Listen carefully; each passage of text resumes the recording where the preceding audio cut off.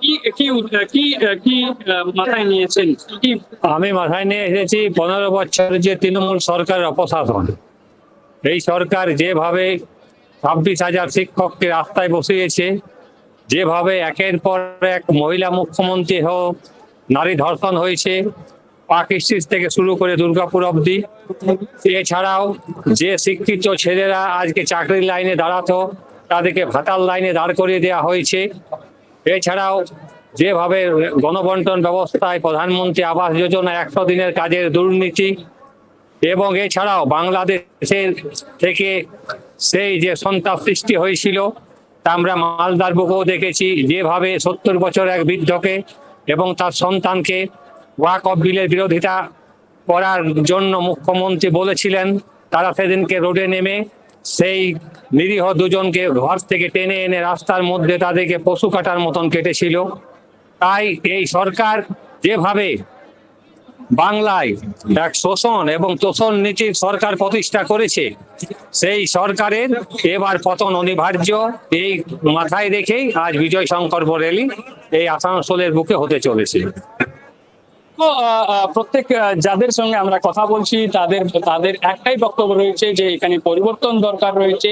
এখানে যে কারাপশন হয়েছে, যে যেটা শিক্ষা দিক থেকে বলো, চাই বিভিন্ন যে ক্ষেত্রে বলো, যে প্রত্যেক যে এরকম কোনো জায়গা নেই যেখানে কাট মানি কথা আসেনি। আর সেই কারণে তারা বলছে যে এইখানে পরিবর্তন দরকার রয়েছে। একটা প্রশ্ন করো এনাকে যে আসানসোলের যারা মুসলিম, যারা সংখ্যালঘু, তারা কি বিজেপিকে ভোট দেবে? তারা কি মোদীকে ভোট দেবেন?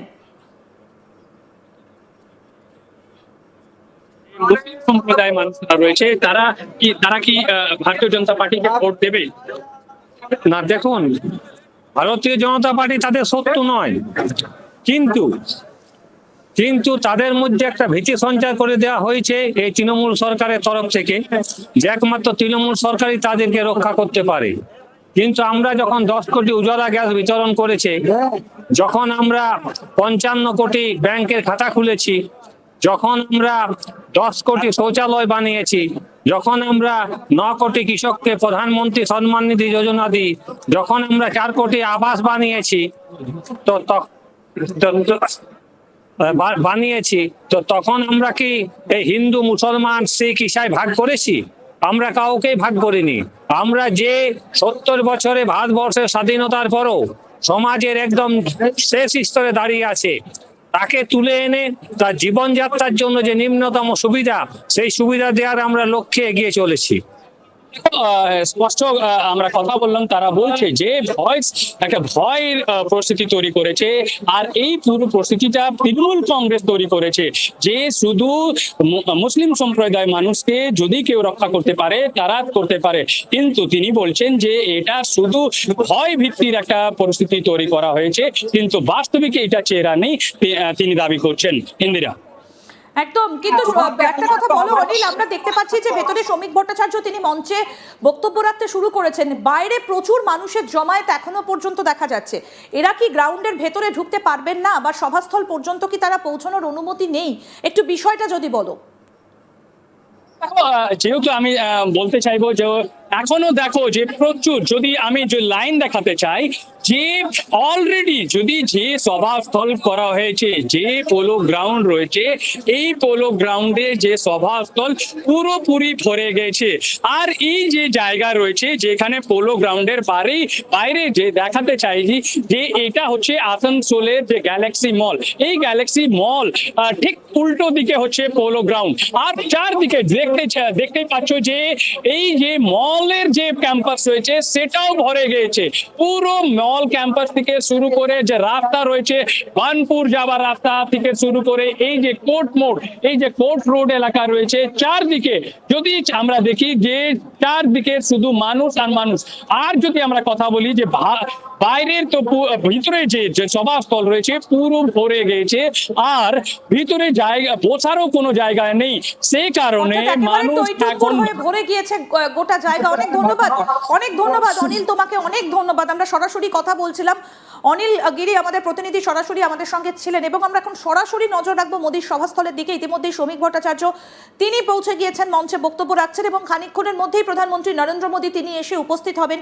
হলদিয়া থেকে 6টি পরিবর্তনের বার্তা গ্যারেন্টি দিয়েছেন প্রধানমন্ত্রী নরেন্দ্র মোদী। নারী সুরক্ষা, নারী নিরাপত্তা থেকে শুরু করে কর্মসংস্থান, একই সঙ্গে 7ম বেতন কমিশন এ রাজ্যের জন্য, রাজ্য সরকারি কর্মচারীদের জন্য, তার পাশাপাশি যাদের নারীদের সুরক্ষা, নারীদের নিরাপত্তা এবং একই সঙ্গে নাগরিকত্বের বিষয়েও কিন্তু আজকে স্পষ্ট বার্তা দিয়েছেন হলদিয়াতে দাঁড়িয়ে প্রধানমন্ত্রী নরেন্দ্র মোদী। আসানসোল থেকে তিনি কি বার্তা দেন? শিল্পায়ন, চাকরি, কর্মসংস্থান, নারী নিরাপত্তা, নারী সুরক্ষা কি বলেন তিনি, আমাদের নজর অবশ্যই থাকবে। কি কি কি কি মাথায় নিয়েছেন? কি আমি মাথায় নিয়ে এসেছি 15 বছরের যে তৃণমূল সরকারের অপশাসন। এই সরকার যেভাবে 26,000 শিক্ষককে রাস্তায় বসিয়েছে, যেভাবে একের পর এক মহিলা মুখ্যমন্ত্রী হোক, নারী ধর্ষণ হয়েছে, পাক স্ট্রিট থেকে শুরু করে দুর্গাপুর অবধি, এছাড়াও যে শিক্ষিত ছেলেরা আজকে চাকরির লাইনে দাঁড়াতো তাদেরকে ভাতার লাইনে দাঁড় করিয়ে দেওয়া হয়েছে।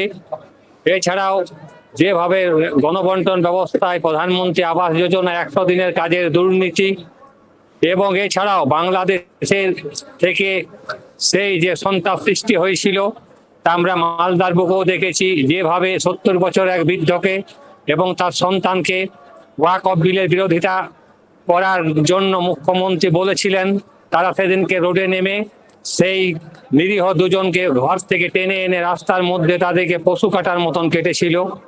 তাই এই সরকার যেভাবে বাংলায় এক শোষণ এবং তোষণ নীতির সরকার প্রতিষ্ঠা করেছে, সেই সরকারের এবার পতন অনিবার্য।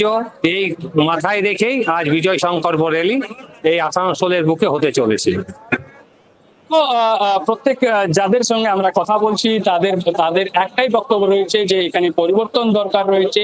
এখানে যে কারাপশন হয়েছে, যেটা শিক্ষা দিক থেকে বলো, চাই বিভিন্ন যে ক্ষেত্রে বলো, যে প্রত্যেক যে এরকম কোনো জায়গা নেই যেখানে কাট মানি কথা আসেনি।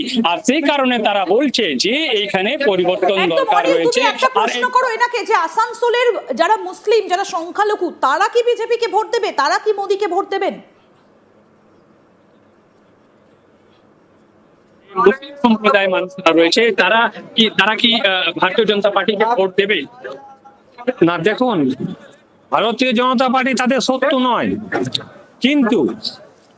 কিন্তু তাদের মধ্যে একটা ভীতি সঞ্চার করে দেওয়া হয়েছে এই তৃণমূল সরকারের তরফ থেকে, যে একমাত্র তৃণমূল সরকারই তাদেরকে রক্ষা করতে পারে।